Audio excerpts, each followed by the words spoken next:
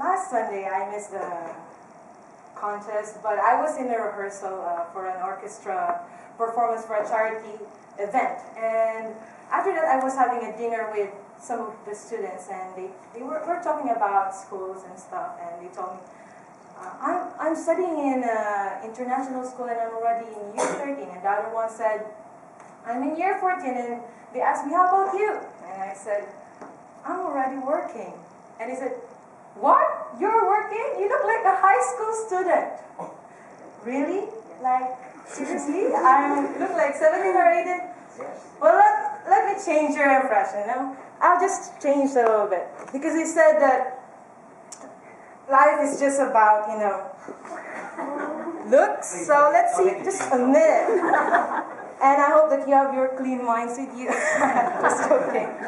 So let's see, just a shift. Because last time they told me that I look so old, and now I look so young. So it's just the real me, Who am I? And he said that jeans makes you look young, and blacks makes you look professional and mature. So we'll change it. Because they said that age is very dynamic now. It's how you dress. It's how you show yourself to others. So for me, I look like a student because I interact with students. And I look like professional when I go with my co-workers. So you think I'm not ready, huh? But yes, I'm ready. Okay, we have everything. My goodness. Heels. Heels will kill me. Okay, I didn't thought it would take time. I should have practiced this. Okay. But what is my point? What is my point? You see, my first look, I look very young, but now I don't know if I look like professional or whatever, but they said black looks good. So the thing is this, we mature, okay? We change through time, and when we grow old, we have experiences. And with that experiences, we create, we develop habits, we develop many things in life. We make different lifestyles. In the past, I was a student, and now I am working. And Socrates, a great philosopher, I love reading philosophical books. He said that an unexamined life is not worth living. He said that when he was on a trial, because he was encouraging his students to challenge the beliefs of the time and to think for themselves. And Socrates would rather choose to die than to give up philosophy. And tonight I want to share to you my one big habit that has developed in my life as I grew up. And it's a habit that started when I was 14 years old. And it was a result of depression.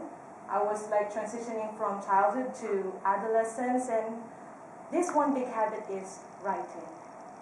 And I have here like my journals, okay? So these are my current journals, but I have more back at home. And I started to think about life very early. It's something that we should be doing. And when we have examined lives, we begin to choose our path. We determine what goals we want to live.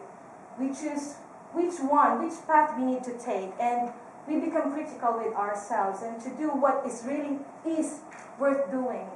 Like the thought of the day, Is our life today worth living? And if it's worth living, then it should be worth living well.